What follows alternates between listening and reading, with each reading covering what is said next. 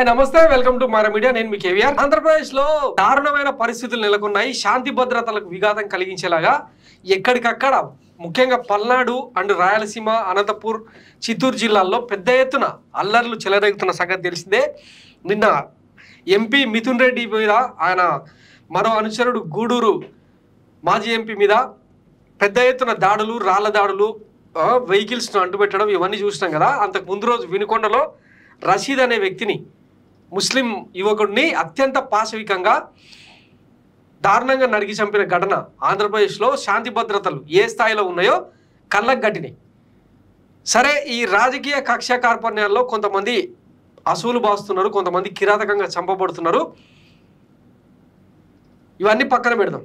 ఆఖరికి పోలీసులకు కూడా ఆంధ్రప్రదేశ్లో రక్షణ లేదా అనే దానికి ఒక ఎగ్జాంపుల్ ఈ ఘటన గూడూరులో వెలుగు చూస్తుంది అనమాట. కానిస్టేబుల్ స్వామిదాస్ మీద ఒక వ్యక్తి ఇట్లా కర్ర తీసుకొని వచ్చి ఇదిగో కర్ర తీసుకొని కొడతా ఉన్నాడు. మరో పోలీసు కనుక రాకపోతే ఆ మనిషి ఈరోజు అనంతలోకాలకు వెళ్ళిపోయేటాడు. ఏం చేసిండు ఆ పోలీసు? ఎందుకని అంటే కూటమి సర్కారు ఈ తెలుగుదేశం కార్యకర్తలకు కావచ్చు, జనసేన కార్యకర్తలకు కావచ్చు ఏమైనా రాష్ట్రాన్ని రాసిచ్చిర్రా? తాలిబాన్ తీవ్రవాదులా వీళ్ళేమన్నా అంటే వాళ్ళ ఇష్టానికి ఎవరినైనా చంపేయచ్చు, ఎవరినైనా కొట్టొచ్చు, ఎవరినైనా ఇళ్ళలో నుంచి లాక్కొచ్చి మర్డర్లు చేయొచ్చు, బెదిరించవచ్చు, లేదంటే వార్నింగ్లు ఇవ్వచ్చు అని చెప్పి ఏమన్నా రాజ్యాంగం రాసిచ్చారా? రెడ్ బుక్ రాజ్యాంగం ఇదేనా నారా లోకేష్?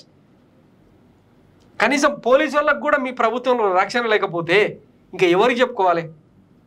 సామాన్య ప్రజలకు మాన ప్రాణాలకు మీరు ఎట్లాగో గ్యారంటీ ఇస్తలేరు. అది ఒడిచిపోయిన ముచ్చటే తెలుసు అందరికీ.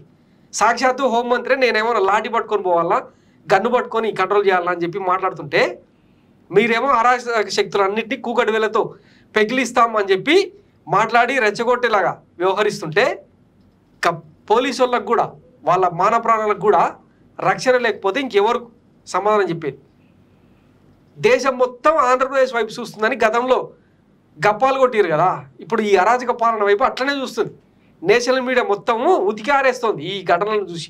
దీనికి కూటమి నాయకులు ఏం సమాధానం చెప్తారో. ఈ పోలీస్ యంత్రాంగం ఇంత దారుణ పరిస్థితుల్లో అరే ఏదైనా ఘటన జరిగితే పక్కనే పోలీసు వాళ్ళు ఉంటారు, వాళ్ళు కూడా ఏం చర్యలు తీసుకోలేని పరిస్థితిలో అంత దౌర్భాగ్య స్థితిలో ఉన్నదంటే ఆంధ్రప్రదేశ్లో పాలన ఎట్లా సాగుతుంది? ఇక ఆంధ్రప్రదేశ్ ప్రజలుగా మీరే ఆలోచించుకోవాలి. Thanks for watching Mara media. నేను మీ కేవీఆర్. Thank you.